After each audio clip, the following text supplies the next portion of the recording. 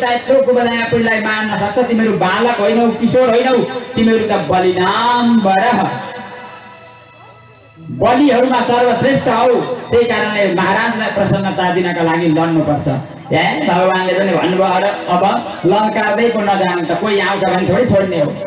भगवानको हिम्मत र आँटलाई हेर्नुस् त लङ्कादै जानु हुँदैन तर आइलाग्यो भने चाहिँ आफू पनि तयारी भएर बस्नुपर्छ त्यही कारणले हामीले हाम्रा छोराछोरीहरूलाई त्यही हिसाबले तयार गरेको हुनुपर्छ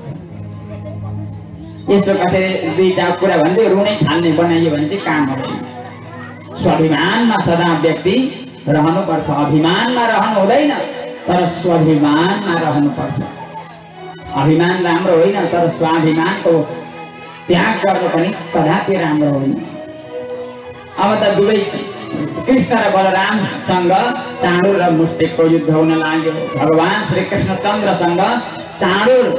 आएर युद्ध गर्न लागे भगवान बलरामसँग मुष्टिक अब त हानाहान अरत्नी द्वे अरत्नीभ्यां जानुभ्यां चैव जानुनि शिरसिरसो रस्ता वन्योन्यमभिजग्नतु एक अब हानाहान मुक्का हान भने मुक्का रोक्दै हान्दै अब मजासँगले भयङ्कर युद्ध हुन लाग्यो कृष्ण र बलरामले धेरै युद्ध गरिसके पछाडि भगवान श्रीकृष्णले चाँडुरलाई चट्काएर चटनी बनाइदिनु हो उता मुष्टिका चोरलाई चाहिँ एक मुष्टिका हान्नु भएको बिचरा मोर्छा परेर चाहिँ मिट्टी लड्यो दुवैजना बिचरा राधे श्याम भए अब त्यति तीलाई मारिसके पछाडि अरू पनि आउन लागे हानाहान मारामार भगवान कृष्ण र बलरामले कंसका भए जति सबै सेनेहरूलाई मारिसक्नु हो अब त कंस बडबडाउन लागे ए अब म छोड्दिन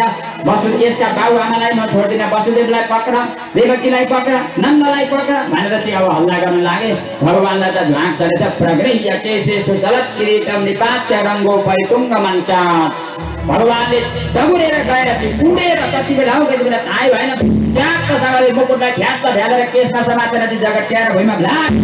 भन्नुसारे मेरी आमाको केस समाउने तै होइन भगवान श्रीकृष्णको शिक्षा यदि आफ्ना आमालाई आफ्ना छोरी चेलीलाई आफ्नो देशलाई आफ्नो संस्कारलाई आफ्नो संस्कृतिलाई कसैले स्पर्श गर्छ भने कदापि छोड्नु हुँदैन जस्तो गरेको त्यसरी केस समाएर चाहिँ देशलाई पिट्नु भयो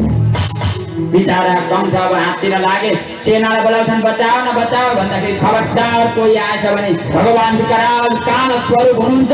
डरले सब थरथर काट्न लागे सारा सभासदहरू हेरेको हेरे कंसलाई पिटेको पिटे भगवानले बिचाराको सातो पुत्रको साथमा प्राणै हरण गर्नुभयो बोल भक्तवत्सल भगवान की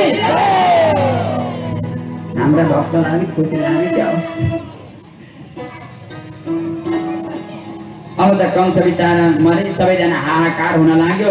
अब त के थियो र त्यहाँ सर्वप्रथम कंसले आफ्ना पितालाई पनि जेलमा हालेर राख्ने कारण छन् उग्रसेनलाई भगवान कृष्णले जेलबाट निकाल्नुभयो निकालेर अब त्यहाँको सबै कार्यभार सम्हाल्ने